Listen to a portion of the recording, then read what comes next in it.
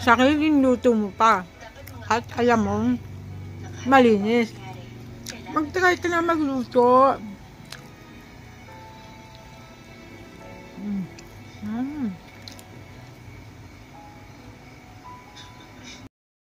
Tikman natin to. Ang sarap to, oh. Oh, ang lambot. Diba guys? Masyadong malapad kasi yung kawali ng pinaglagyan ko. Diba guys, nakakaluto ng puding sa kawali lang. Sariling luto mo pa.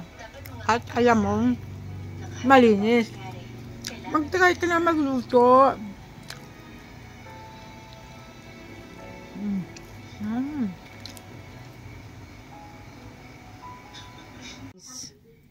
May natira akong tasty, 4 na piraso. Ayan, dudurugin ko lang yan guys. Tapos iluluto ko sa kawali. Ayan. Siyempre guys, lalagyan ko ng itlog, gatas. Sayang naman guys. Sayang. Kaya dudurugin ko na lang to. So, di na ako maglalagay ng baking guys. Kasi yung tinapay na yan, may baking na yan eh. Lagyan ko na lang ng itlog. Itlog, gatas. Yan. Konting asukal. Diba guys? Saka haluan ko ng all-purpose. Ayan guys. Dahil may tinapay to, yung tasty, linagyan ko lang ng gatas. Konting harina, itlog. Tawagin natin siyang, ano ba pwedeng itawag dito guys? Pudding. Kasi tinapay. May tinapay na dinurog. Pudding cake. Diba guys? Sa kawali. Try natin yan. Ayan na guys. Nabaliktad ko na. Ay. Ayan na. O, diba guys? Kaganda-ganda. Ang tinawag nating, ba tawag ko kanina?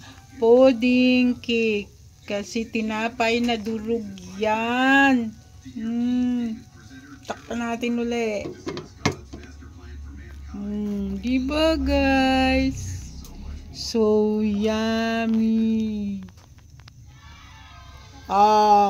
Yan na guys. Oh, diba guys? Super yummy. Ang aking maliit na pudding. So, slice na natin yan guys.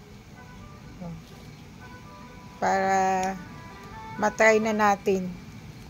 Ang ganda. Bilog na bilog ang buwan ngayong gabi. Tara, tingnan natin. Oo.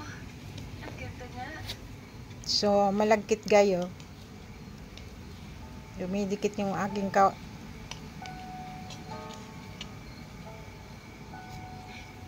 Hindi ko akalain na may pagka-artistic ka rin pala. Kaya nga dapat, mas kilalanin natin ang isa't isa.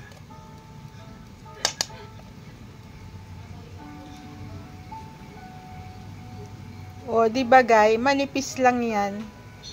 O, diba guys? Kita nyo yung pudding.